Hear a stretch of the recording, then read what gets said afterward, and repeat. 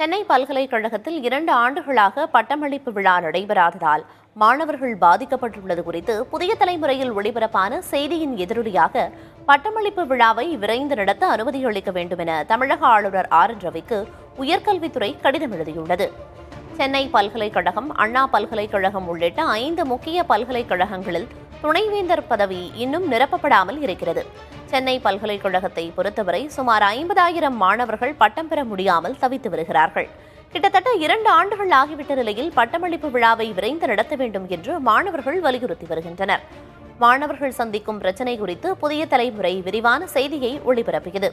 அதேபோன்று இன்னும் சில பல்கலைக்கழகங்களில் பட்டமளிப்பு விழா நடத்தப்படாமல் இருப்பதால் பட்டமளிப்பு விழாவை நடத்த அனுமதி வழங்க கோரி ஆளுநருக்கு உயர்கல்வித்துறை சார்பில் கடிதம் எழுதப்பட்டிருக்கிறது.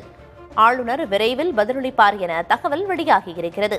இதன் மூலம் முதற்கட்டமாக சென்னை பல்கலைக்கழகம் உள்ளிட்ட முக்கிய பல்கலைக்கழகங்களில் விரைவில் பட்டமளிப்பு விழா நடைபெறும் என்ற தகவலும் வெளியாகியிருக்கிறது.